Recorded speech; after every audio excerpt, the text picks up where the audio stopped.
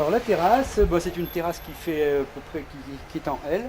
Par rapport à la prestation de base, on a fait changer les dalles de la terrasse pour retrouver une cohérence de coloris gris, beige, blanc. Là maintenant, on doit trouver quelles sont les bonnes plantes pour faire pousser sur une terrasse, quelles sont celles qui supportent des terreaux allégés, des billes d'argile, etc., parce qu'il y a des contraintes de poids. Comment avoir une floraison qui soit régulière toute l'année, qui permette de nous isoler vis-à-vis de l'autre côté de la rue, etc., qui ne deviennent pas envahissantes non plus, qui permettent aussi, par exemple, de créer des zones différentes, petite zone là-bas, une zone repas par ici. Bon. Donc il faut lui donner une âme, pas simplement balancer une série de pots en long. Et dans les séries de pots aussi trouver peut-être des produits un petit peu plus originaux, pas forcément chers, puisque le bac qu'on a testé là-bas est en rotomoulé, c'est donc un plastique qu'on a trouvé en Belgique, où il y a de très belles et très grandes jardineries, avec beaucoup de conseils. Et ce que je veux dire, c'est que des objets jolis ou de design ne sont pas forcément chers.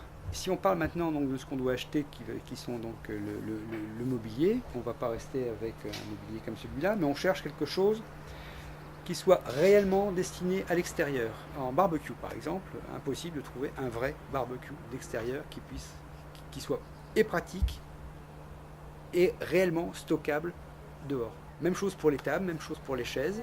Là, on est très intéressé par des chaises d'une société italienne qui s'appelle Magis. Ce sont des chaises qui s'appellent Airchair. Ici, il y a donc deux bâtiments. Le bâtiment de droite, qui est un bâtiment qui a été construit en 1920 à peu près.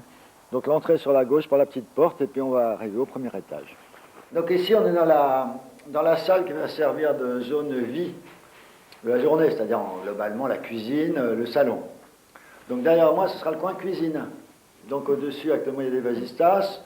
Quand je vais changer ces vasistas qui ne sont pas aux normes, j'ai plusieurs solutions. Soit je remets des vasistas classiques, des fenêtres, je dirais, de toit, soit carrément ne plus avoir de toit, mais des panneaux solaires translucides qui permettent à la lumière de rentrer. Pour donner plus de volume à la salle, et tout simplement, on a descendu le plafond, comme à côté, et coupé les solives de manière à faire apparaître la poutraison.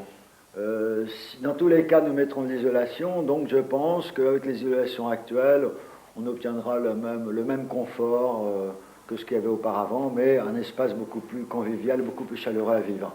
Alors, pour la pierre, il faut que je monte des matériels. Bon, les outils, c'est très simple, c'est le chemin de fer, c'est la brosse métallique, et puis quand ça allait assez mal, une petite bûchette que j'ai pas là qui permet de taper carrément la tuffe et d'en enlever 1 centimètre.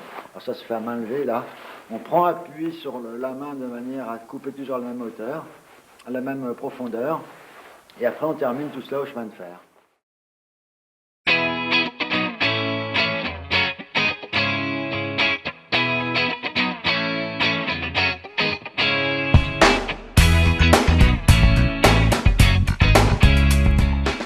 Bonjour madame, je peux vous aider?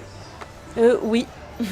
En fait, je viens d'emménager et j'ai des portes chez moi qui sont en bois peintes. D'accord. Et je trouve ça immonde, donc je voudrais Les enlever décaper? Ouais, mais alors, j'avoue, je sais pas s'il faut que je mette du produit, une ponceuse. Qu'est-ce que vous voulez faire après sur vos portes?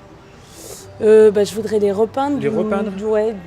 Donc il y a Vraiment, très je peu trouve que d'écart ça, entre c'est la mieux que broche. ça, parce qu'en plus, c'est beaucoup moins lourd. Ouais, voilà, c'est ça, tout à fait.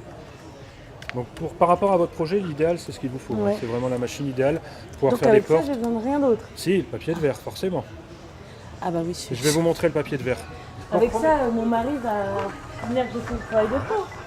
Forcément, forcément. Bon, ça va alors. Donc l'abrasif, je vais vous donner 3 grains en papier de verre.